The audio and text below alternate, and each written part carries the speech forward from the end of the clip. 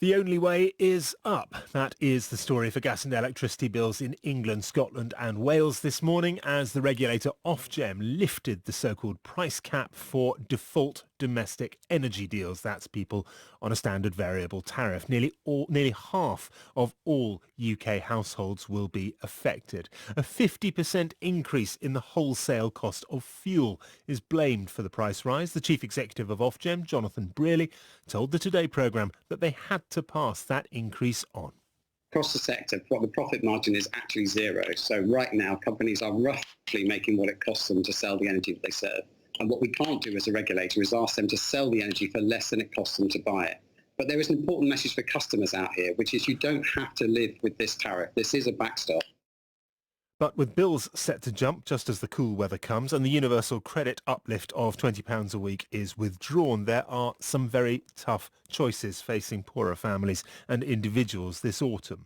The so-called energy cap has already been raised once this year, back in April, a £96 increase that more than reversed the cut late last year. So what's going on now? David Cox is an energy analyst and managing director of London Energy Consulting. Good afternoon, David.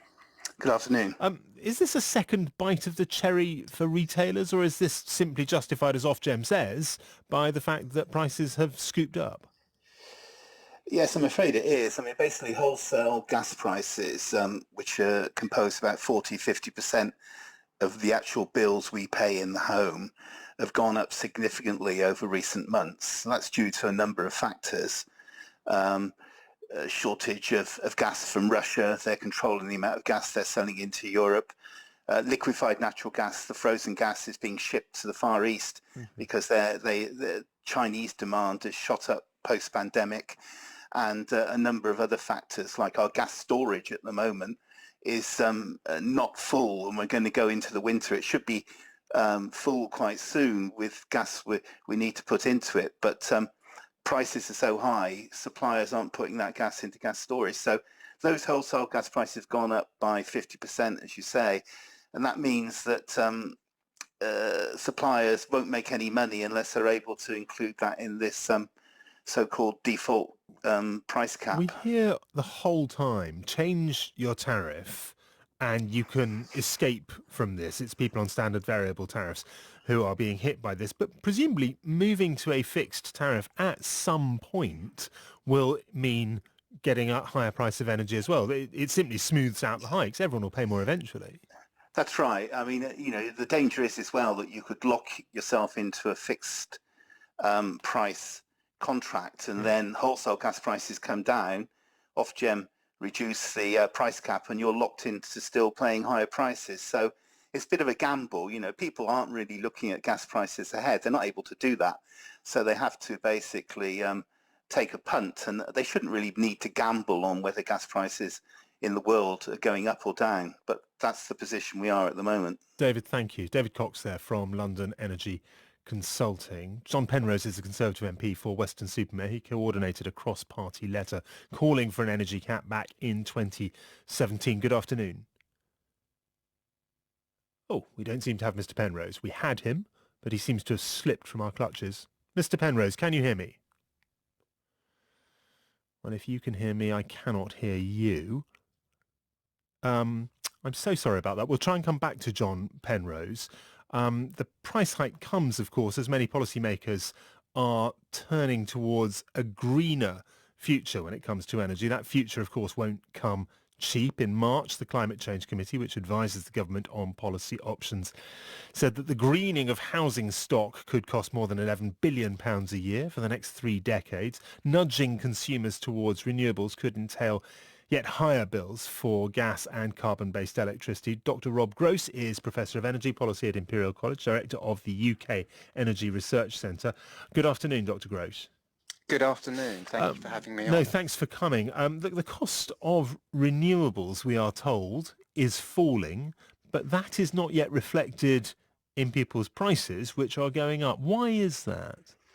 Well, you're broadly right. The cost of renewables, wind and solar in particular, have come down enormously over the last 5 years in particular. But there's two things going on here.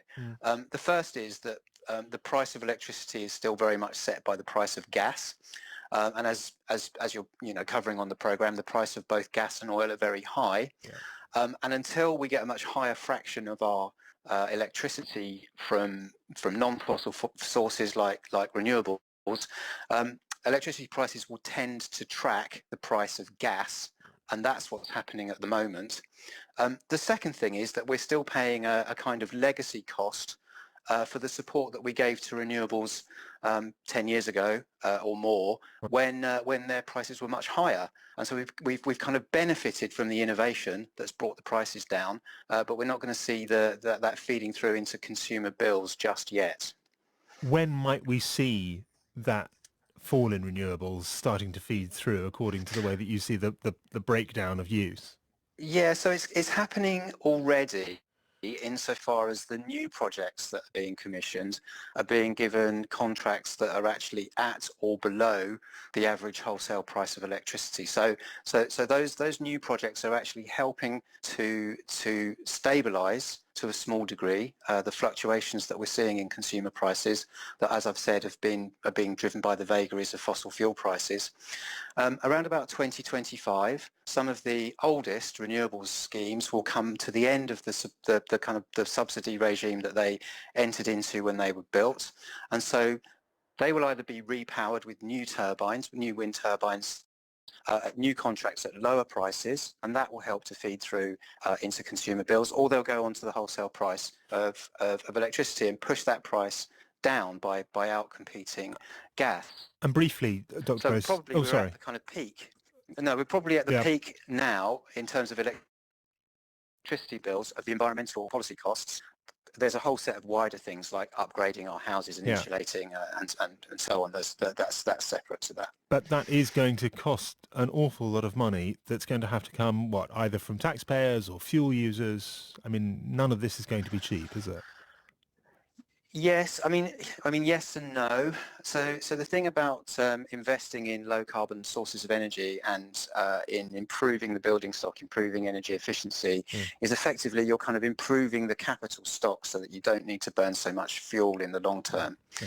So there's a kind of, it's in some respects it's about getting the financing conditions right, because as you know, it's cheap to borrow money at the moment. We're looking to stimulate the economy as we recover from COVID. So there is an opportunity here to, for example, upgrade the efficiency, improve the comfort of people's homes, drive their fuel bills down at the same time.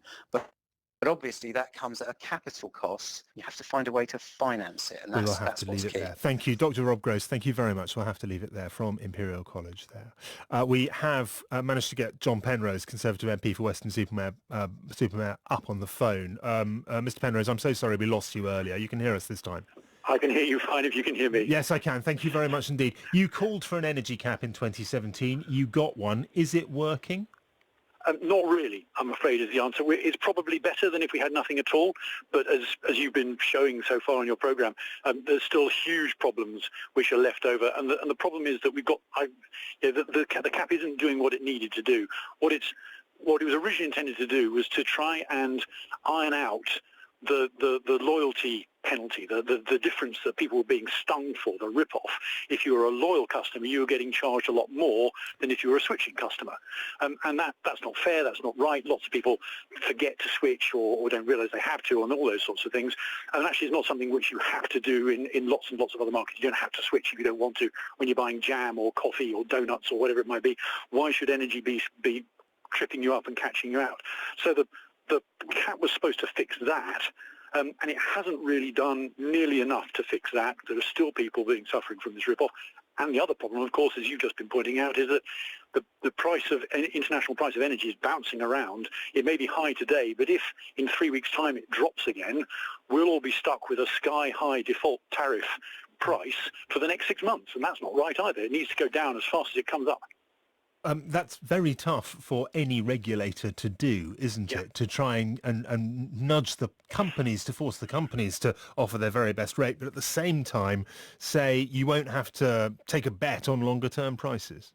Yeah, and this isn't a criticism of Ofgem per se, because they're doing the best with the rules they've been asked to run. But we could improve the way the cap works, really simply, there's a really good idea just being introduced in the sort of next door, quite similar market of insurance.